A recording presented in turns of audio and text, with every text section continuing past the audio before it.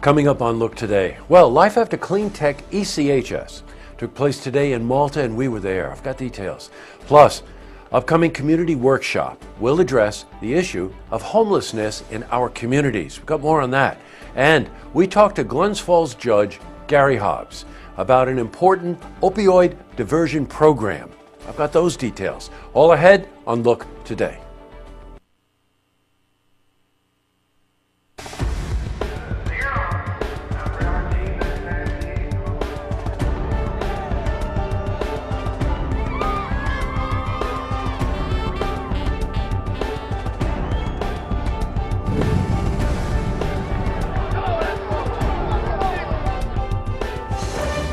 Welcome everyone. I'm Jay Hood Jackson and this is Look Today.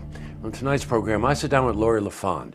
She's Executive Director, Friends of the IBA, and she's here to talk about a very important fundraiser called Acres for Owls. By the way, only 3 days left for you to get involved. I also sit down with John Carr and Eric Unkauf. Now they're business owners in Warren County. They're here to talk about the issue surrounding tourism in the county. Big one. Plus, we have your weather for the Tri-North counties, but first, these headline stories. Well, in our lead story, Life After Clean Tech ECHS. That was an event that took place this morning at HVCC's Tech Smart campus in Malta. And the Winter Business and Education Breakfast invited alumni students to meet with business leaders to share their experiences and their life after Clean Tech program. Well, we spoke to Greg Welch, who graduated from Clean Tech ECHS program, and now he's in sales and marketing for Monolith Solar. And we spoke to him about the skills he learned in this program. The most important thing was project-based learning. With this one, it really showed outcomes, and so their thing was, we'll give you the resources to get to an outcome, and you find it your own way. So that was what made it so influential for me, is that, especially in the real world and the workforce, is that there's real world problems, and this is teaching you how to get there. And for a lot of people, they do it different ways, and this program really supports your individualistic approach to basically solving real world problems. Wow, well said. Now, after the breakfast, junior and senior students of the program showcased their solar energy projects, and we took a lot of footage there and talked to some of them. We're going to do this in part 2 tomorrow. Now, in other news, a community workshop addressing the issues of homelessness is scheduled to take place this Saturday in Glens Falls. It will take place at the Crandall Public Library. And the forum will be hosted by the Tri-County United Way. Now, we spoke to Dwayne Vaughn. He's Executive Director of the United Way. Well, it's not just about bringing agencies together that are working on this. It's also bringing stakeholders and community members in to become more aware of the issues of homelessness and to get their input on solutions. So we're going to be talking about a few different topics. We're going to be talking about transportation, chronic homelessness, ending youth homelessness, and other.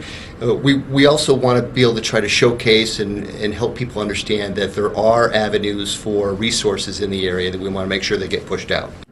Wow. All right, switching from news to weather. Well, we saw some sunshine today, but you can expect overcast skies starting tonight into tomorrow. So let's see how the rest of the week is shaping up. Take a first look at the weekend. For a more detailed look at our weather, let's head to the Glens Falls Weather Center for a look at your first forecast.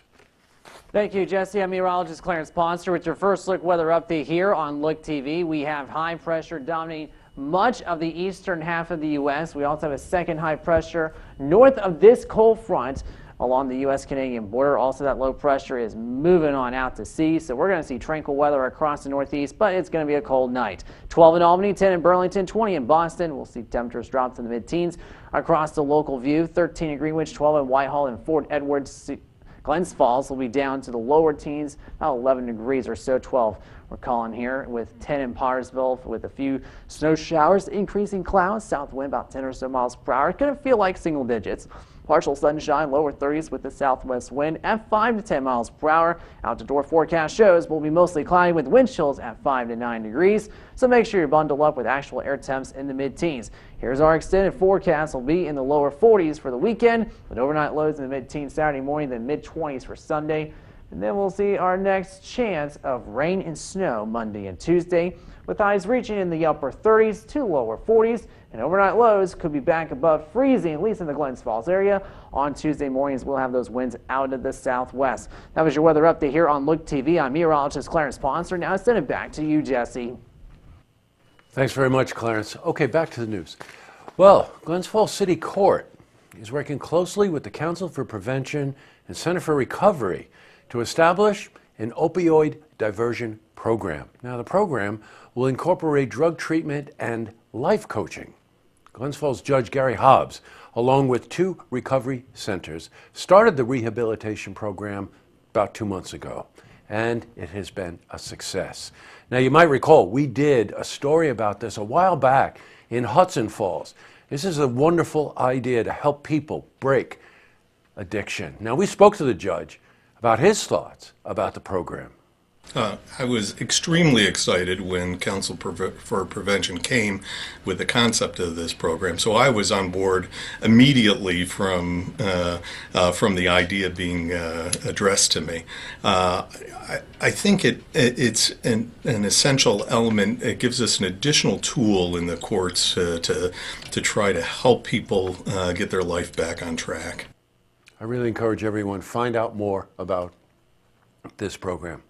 Up next, I sit down with Lori LaFond, Executive Director of Friends of the IBA. She's here.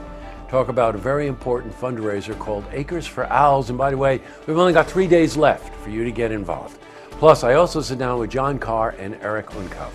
Now, they're business owners, Warren County, and they're here to talk about this issue surrounding tourism in the county. This is going to be a big one. We're going to be following this for months, I know it. But first, if you see news happening, you want to share a story idea, how about join us for an interview? Then give us a call on the hotline. The number is 798-8000. Well, that's all the time we have for this edition of Look Today. As promised, the Lookout is about us. We continue, as you may have noticed, to get a few glitches. This is really a needle in a haystack. One thing goes wrong and it sends a message to some other piece of equipment, so that doesn't recognize it. They don't talk to each other, and all of a sudden you find that you've got more glitches. Thank you again for all your support. Every time we're either on and functioning and working great, I get emails like from my friend Bob in Hudson Falls, you know. It's just, and then of course if it glitches, people call up, not because they're angry, but because they're concerned, and that means so much to us. You know, I was just looking back at the news tonight. We covered opioid addiction. We covered homelessness. We covered student achievement, the future leaders of our country. And we even did a little interview to save some owls. You know, that's community news. Forget all the national stuff. That's community news. And we are proud to be here and proud to serve this, bring you this kind of news every single day. Let's just hope the equipment holds up, and if it doesn't, we will fix it. All right, tonight on Look TV, one of our premier shows that hasn't been around, and of all the shows, people have been asking about this one the most. It's called Sold. That's our call-in auction program. Very funky show. Great estate jewelry and coins. And you get to bid on it, you get to get some great gifts. And don't forget, you can tune in tomorrow night, keep your fingers crossed, for the stories that matter to you. Good night, everyone.